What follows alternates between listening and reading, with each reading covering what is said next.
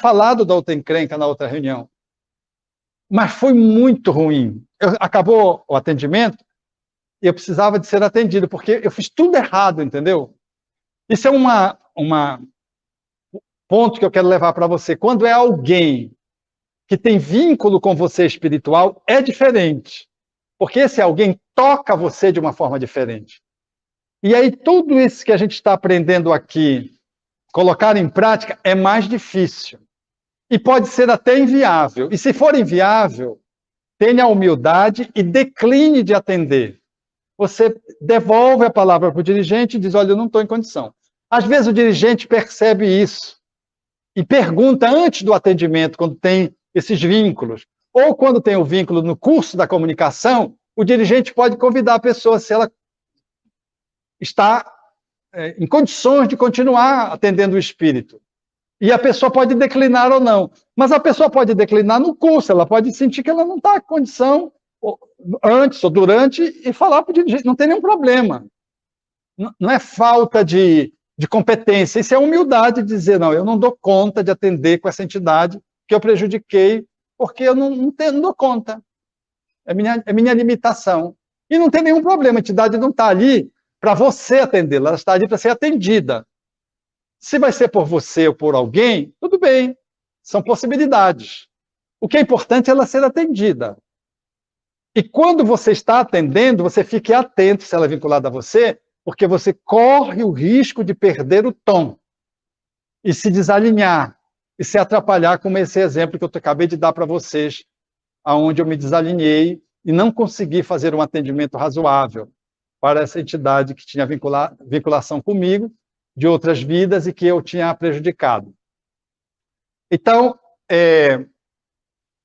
o lugar do atendimento na reunião mediúnica, seu lugar, são essas palavras que caracterizam esses verbos: acolher, esclarecer, consolar, escutar, amar, fraternizar. Esses são os verbos. Os verbos proibidos, no sentido de que você pode, mas não deve. Julgar, condenar, estabelecer preconceitos, depreciar, desqualificar, desonrar. São verbos que você, se você se vire, não use. Não são ações positivas. Então, ouviu a história, você vai para o acolhimento do espírito. Ouviu a história, você tem uma perspectiva de quem é o espírito. Qual é o comprometimento dele? Se ele é um espírito muito intelectualizado ou não? Se ele é alguém que está ferido na emoção ou não? Se ele foi um juiz? Se ele foi um sertanejo? Um silvícola? Um homem que viveu nas matas? Que se apresenta como indígena? Se ele ou é alguém que está identificado com a escravidão? Se ele se apresenta como um negro, preto, um afrodescendente, ou como um branco ariano, se ele se apresenta com turbante, qual é a imagem e o conteúdo, porque tem uma imagem e tem um conteúdo da fala que ele trouxe. Se ele é arrogante, se ele é humilde, se ele está ignorante acerca da situação dele no mundo espiritual, ou se ele tem lucidez sobre isso, se ele tem vínculo com você ou não, se ele tem um vínculo com o dirigente ou com outro membro do grupo, se ele é contra o espiritismo, ou se ele é a favor do espiritismo, que tem os inimigos do espiritismo, se ele é contra o Cristo, se ele é cristão, porque às vezes o espírito, se ele for, por exemplo, de um judeu, ele não é cristão. Habitualmente os judeus não são cristãos, eles seguem o judaísmo. Então, você vai estar muito atento ao perfil psicológico do espírito para fazer as intervenções usando os recursos adequados para poder alcançar esse espírito. E alcançar esse espírito é poder beneficiá-lo, ajudá-lo. Alcançar esse espírito, porque nós temos muita preocupação da conversão, né? A conversão para a gente ela é muito importante, a gente acha, né? Mas não é mais importante a conversão do que um atendimento fraterno, porque às vezes você oralmente pode usar palavras muito sábias, muito esclarecedoras do ponto de vista da racionalidade, mas elas não são afetivas, elas não alcançam o espírito. Intelectualmente, você pode transformar um diálogo num pugilismo mental. O diálogo, que deveria ser um diálogo, você transforma numa oratória, numa palestra, num sermão, aonde você vai para convencer o outro, para doutrinar o outro. Isso não é desejável. A gente acha que se converter aquele judeu que segue o judaísmo ao cristianismo, ele está liberto, porque Jesus salva. Não é assim. Isso não é o mais importante. Ou se é um materialista, às vezes vem um materialista, aí você quer convencer que Deus existe. E às vezes o descaminho é esse, de convencer o espírito de que Deus existe. Então, agora mesmo, nós tivemos um atendimento desse naipe. Eram entidades intelectualizadas, relacionadas à Associação Médica Espírita, e que vinham de um lugar trazendo a análise da ciência que eles conhecem e fazendo críticas à prática das AMES, das Associações Médicas Espíritas do Brasil. E eram mais de uma entidade de espíritos intelectualizados, pesquisadores, mas com críticas ideológicas em relação ao bem, em relação à saúde, em relação ao tipo de intervenção à saúde. E foi muito interessante, porque foram falas, eu digo que são espíritos pseudo-sábios, né?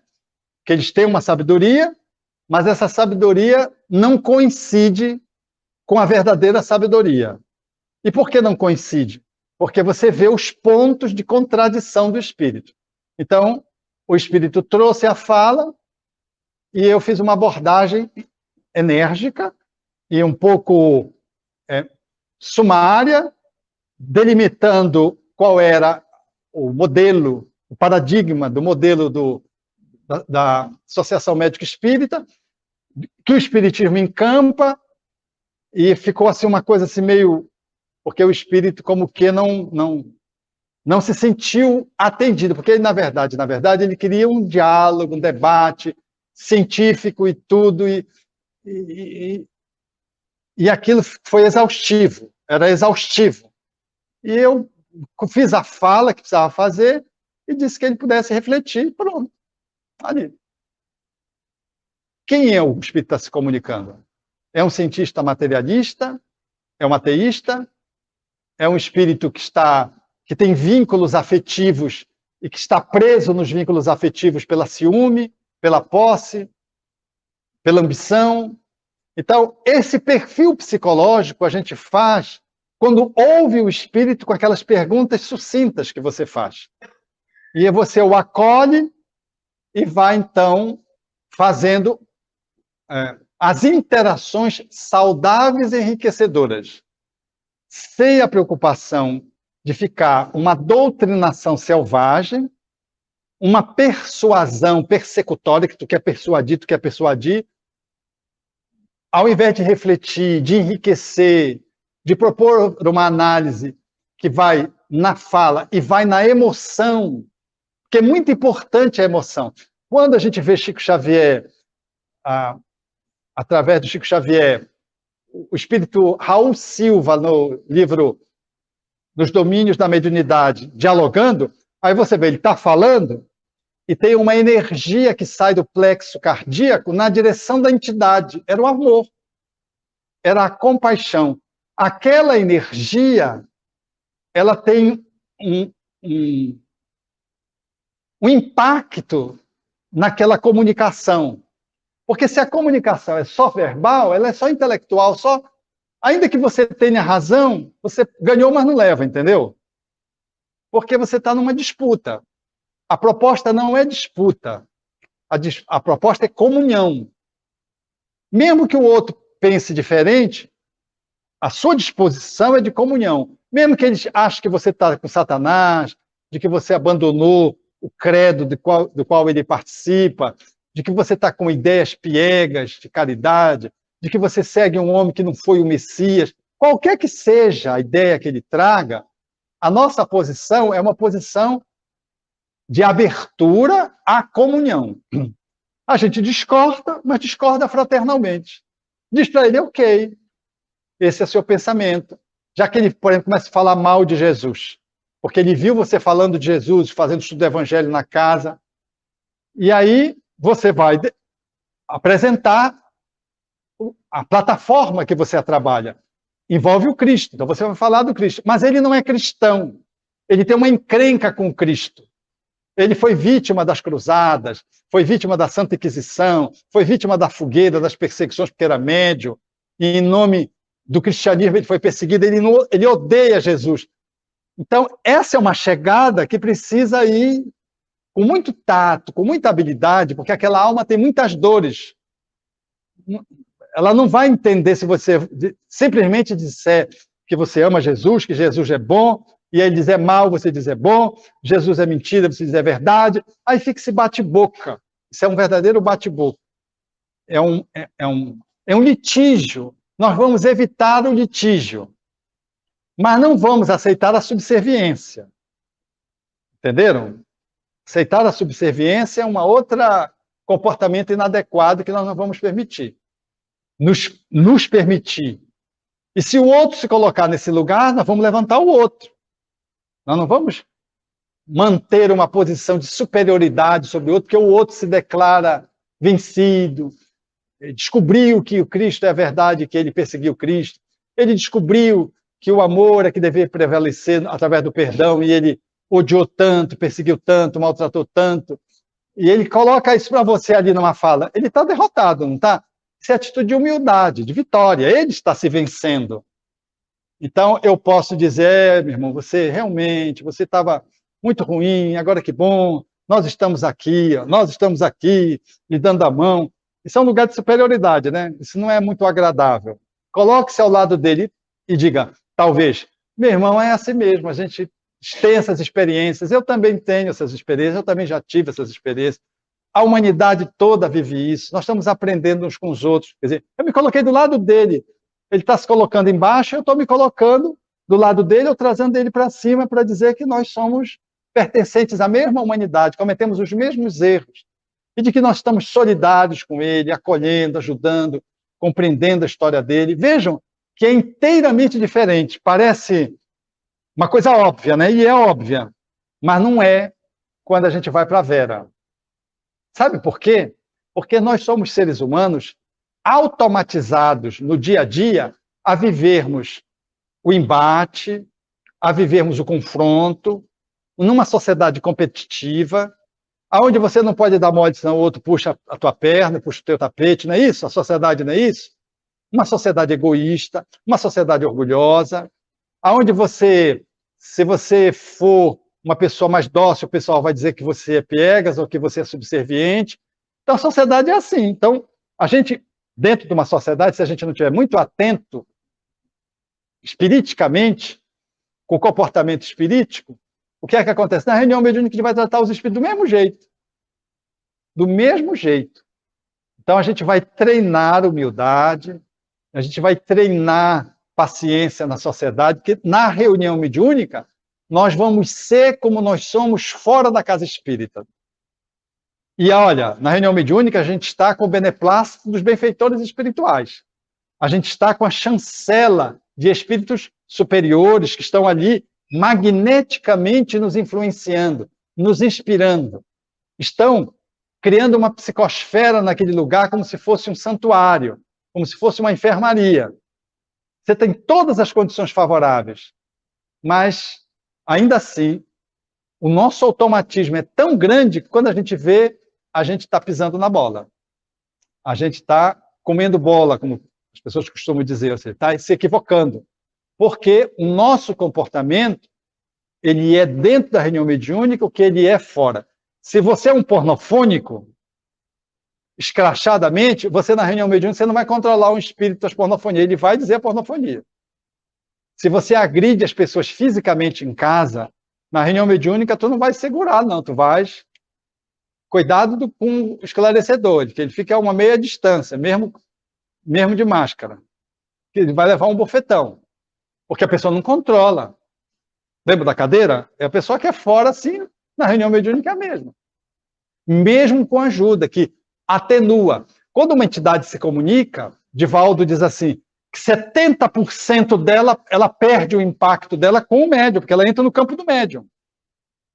Mas ainda assim a gente vê que a gente é tão desarticulado que às vezes a gente não consegue minimizar esse impacto que a comunicação positiva, que a comunicação poderia ter só no transe, e a gente deixa passar comportamentos que a gente deveria filtrar, e a gente não filtra por conta dos nossos vícios internos, das nossas encrencas. Faz sentido isso para vocês?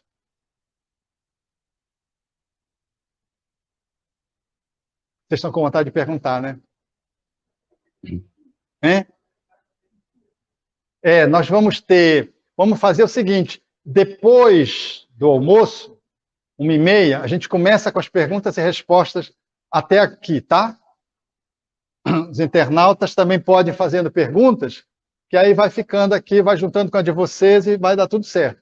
Os internautas fiquem atentos. Montando o perfil psicológico do comunicante, dê-se conta que haverá mistificações, haverá propostas, haverá bravatas, haverá ironias, haverá tentativas de intimidação, ou seja, de conformidade com cada comunicante, a exemplo do que acontece na vida, quem chega querendo passar você para trás, chega ofendendo você, chega te intimidando, chega com uma autoridade arrogante, trazendo bravatas, chega te ironizando, chega tentando montar uma negociata contigo. Para cada situação dessa, você tem que estar atenta aonde é que esse espírito está de acordo com a sua manifestação, com a sua fala, com o que você viu, ouviu, sentiu, com o que o outro médium colocou, ou com o que o próprio médium falou, aliado a tudo que o espírito falou, você então já tem um perfil. E agora é o trato que vai obedecer ao acolhimento, ao auxílio, à fraternidade, esclarecimento, a consolação, a iluminação, o benefício, a amorização, a fraternização, a solidarização, a tolerância, a indulgência. Vejam, isso aqui é o atendimento. Como é que você vai fazer isso? Porque como é que eu sou tolerante com alguém que se mostra intimidador, que te ofende, ou que é mistificador, ou que ironiza você? São formas diferentes. Você vai modelar essas virtudes de forma diferente para poder fazer o acolhimento. Às vezes é um mistificador. Nós já tivemos oportunidade de viver mistificação. Eu quero dizer para vocês que eu tenho uma medalha de ouro de mistificador. Eu já fui mistificado tantas vezes. E olha, com todo estudo espírita, a fala de Erasto, da rejeição de 10 verdades, eu diria de centenas de verdades, a aceitar uma única mentira, uma só, porque ela coloca em risco todo um edifício, né? E a verdade, quando é verdade, se você rejeita a verdade, ela volta. Eu quero dizer para vocês que essa fala de Erasto é emblemática, porque ela é verdadeira. Se você tiver dúvida, rejeite, não aceite. Ah, mas disse que é a tua mãe. Se tiver dúvida, que a tua mãe te perdoe se for ela. Mas você está sendo leal com o conhecimento espírita, rejeitando, se você tem dúvida que seja ela.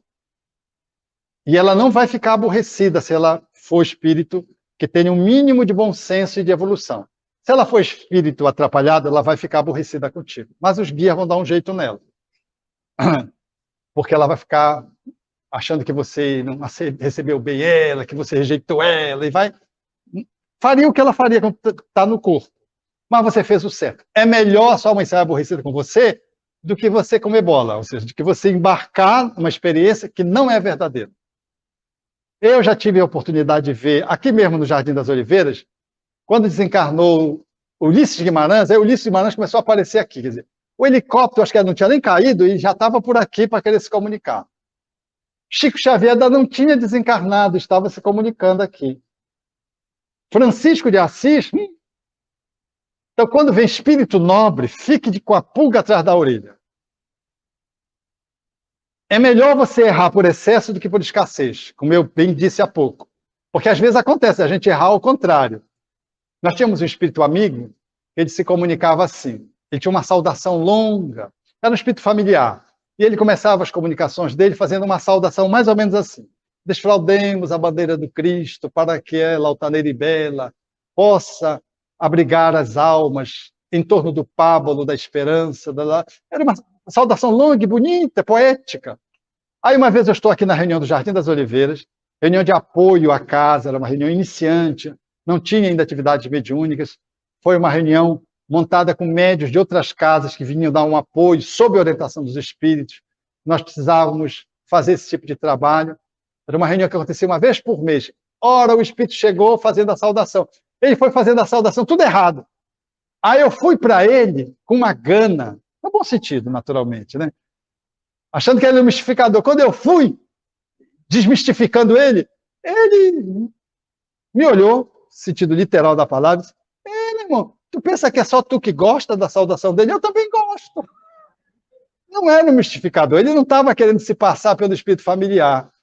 É que ele gostava daquela saudação, e ele começou a comunicação dele fazendo a saudação, tudo errado, mas ele estava fazendo a saudação. Olha, eu fiquei todo sem jeito, porque eu achei que era um mistificador, e não era um mistificador, ele era assim mesmo, ele não estava querendo me passar para trás, ele não estava querendo se passar por um espírito benfeitor familiar que se comunicava. Mas Francisco de Assis começou recitando a oração que é consagrada aos franciscanos, a oração de Francisco de Assis. E não era natural. Eu abordei o espírito, ele ria, ele gargalhava, porque já vinha 2, 3 reuniões, e se passando pelo tal, e o povo estava acolhendo, né? Na inadvertência estava acolhendo, falta de estudo doutrinário estava acolhendo, falta de sensibilidade. E do médium, porque o médium sabe se é um mistificador. Quando acaba a comunicação, ele diz, não era esse espírito que disse que era. Às vezes o médium percebe, o médium vê, sente a vibração. Olha, uma vibração de Francisco de Assis, vocês imaginem uma comunicação de Francisco de Assis? Eu perguntei a Divaldo, que recebeu uma comunicação de Francisco de Assis, o que é que ele sentiu?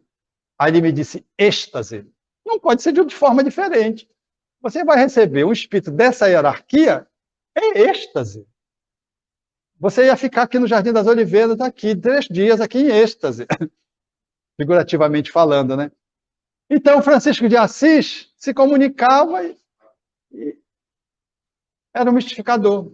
Então, quando vem espírito de hierarquia, consagrado, conhecido, cuidado. Vem o fundador da casa, cuidado. Tenha muita atenção. Se ele se apresenta bonito, com turbante, com medalhas, cuidado. Quanto maior for a aparência de superioridade e de elevação do espírito, mais vigilância nós temos que ter. Porque os mistificadores estão sempre presentes. Allan Kardec diz no Evangelho, no Livro dos Espíritos, não há nenhum espírito que não seja vulnerável às mistificações, porque não há na Terra médiuns que sejam espíritos perfeitos. Só não seria suscetível de mistificação se fosse o espírito perfeito, então não há na Terra. Então, aceitemos humildemente a nossa vulnerabilidade, porque o médium tende, aí o dirigente, eu falo dirigente especialmente porque tem alguns internautas que são dirigentes, que estão acompanhando a fala, tem que ter cuidado com o médium, porque o médium, ele sente que é como se fosse ele o mistificador. E não é ele, é o espírito. Então parece que ele se sente menos, porque ele foi usado pelo mistificador. Isso é orgulho do médium, que não quer ser médium de espírito mistificador. Porque ele só quer ser médium de espírito, ou sofredorzinho, ou de espírito superior. Nós somos uma ponte, passa pela ponte como médium entre 2 planos, mistificadores, benfeitores, malfeitores, cruéis, santos, seja quem seja. Há muitas almas santificadas na vida cotidiana, que não tem nome nobre, e que se comunicam e deixam o ambiente engalanado. E um médium num estado de quase êxtase ou de êxtase, tudo bem, é um médium. Ele não está assim porque ele é elevado, porque o médium, o espírito superior, ele pode tomar um médium necessitado e usar, porque é o único médium que está disponível naquela reunião. Não é o médium que é superior porque recebeu o espírito superior. É o espírito que é superior que usou o médium que tem uma qualidade inferior e sobrepôs-se em função da sua elevação e trouxe uma mensagem para o grupo. Como não é inferioridade do médium ter recebido um espírito mistificador que enganou todo mundo. Aí a gente fica olhando para o médium, mas você recebeu? O médium fica olhando assim e às vezes as pessoas, ignorantemente, podem achar que foi um médium como se fosse um médium mistificador, porque tem um médium mistificador e tem um espírito mistificador. O médium mistificador é um problema ético, é um problema grave, porque diz respeito à conduta do médium que se coloca inadequadamente na reunião mediúnica e falseia comunicações. Isso existe. Isso existe. Pessoas carentes, pessoas que querem chamar a atenção, pessoas que querem serem vistas, elas podem valer-se disso, conscientemente, manipulando. E pode acontecer uma manifestação que seja anímica. A pessoa não tem a intenção de mistificar, mas ela faz um transe anímico que é mistificador. É uma mistificação inconsciente do médium. E que precisa ser acolhida. E se a mistificação for consciente, precisa ser acolhida esse médium que tem um problema moral, de conduta. E a gente vai precisar atendê-lo, ajudá-lo, num caminho de poder se trabalhar. Eu vi isso no Ceará. No Ceará, na época que eu fui, viajava e visitava muitas casas espíritas, e estava com o dirigente da federação, ele se admirava, porque o nosso trabalho aqui tinha muito médios videntes, e lá não tinha. Ele disse assim, Alberto, que o único médio vidente que eu encontrei foi quando eu fui fazer uma palestra, disse-me o presidente da federação. Eu fui fazer a palestra, acabou a reunião, eu fiquei para uma parte mediúnica e tinha um vidente. Aí eu quis conhecer. Quando eu conheci, o dirigente me trouxe para conhecer, era um obsediado que frequentava lá, a federação fazia tratamento. Não era vidente, ele era um obsediado que estava lá tomado como médium. E então, a vidência se presta. Eu digo que estou vendo. O médium, se ele não gosta do dirigente, ele pode ver o que ele quer ver, falsear, mistificar acerca do dirigente. Ele pode mistificar uma psicofonia, eu já vi isso também. O médium que faz um transe, mistificador, portanto, o médium fazer que era um obsessor e dizer tudo o que ele queria dizer para o dirigente. Botou o dirigente mais rés do que o chão. E naquele dia foi muito curioso que houve uma comunicação de um espírito amigo e fez uma fala dirigida indiretamente ao médium que foi emblemática de enquadramento. O médium ficou desmascarado, porque foi uma coisa grotesca, ficou claro que ele não era uma comunicação, não precisou ninguém comentar que foi tão grotesca a mistificação dele, ele nunca mais voltou à reunião. Desapareceu. Infelizmente, porque ele podia ficar no centro para se tratar, né? Mas era um problema moral do médium.